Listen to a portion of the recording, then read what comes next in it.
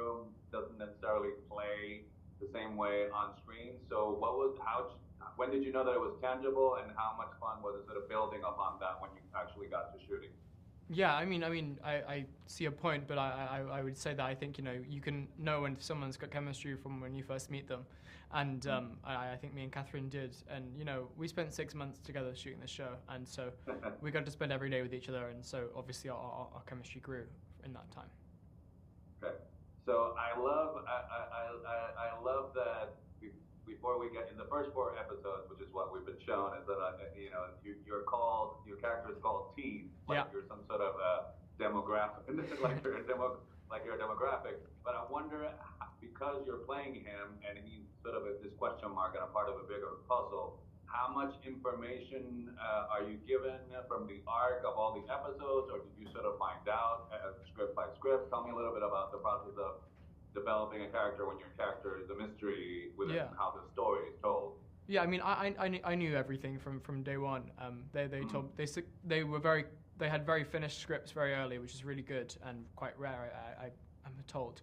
So we were very lucky in that regard. And then I worked a lot with Jack and our team to craft the character and really this scene in this episode, who knows what, and what point are we at, and how solved is the mystery. It was very almost like a logic puzzle in my head of which bit are we at, and who knows what, and all of that stuff. It was fun. So it's very much once the characters get on the road, which I'm not spoiling anything by saying that. No, you know that's happening. Yeah. It's sort of interesting how the coven needs to find their way in working together, and the show it's a little bit bonkers in how it sort of mixes genres, and so I wonder if you could talk about with the ensemble, was it crazy you guys playing with finding the tone of a show? Because sometimes it's wonderful to watch how it's not supposed to work, but it works beautifully because you guys make it work. So if you could talk about that. Yeah, I think definitely tone is a really hard thing to do when you're playing with so many genres, and I think what helped us so much is having Catherine as a lead. Catherine is such an incredible naturalistic actress. While she might be doing very comedic stuff, all her performance is always rooted in realism, which I think really helps when you're doing these absurdist things that are so unrealistic. Having such a realistic leader grounded in reality really helps make everything believable. And I think also as a group we just all mixed really well, and I think it helped trusting Jack and trusting the creative team to execute their vision meant that we could just let it go and have fun and put the problems, or not problems, the tone and making sure it worked in their hands. The challenges, no, it's one of the best things about the series. All right, so I'm sure I'm not the only one who's asked you this while you've been doing press, so I apologize. But if you could magically turn your life into a TV show for a day with a spell, what would we be watching you in? If you could turn your life into an episode of something, what do you think you would choose?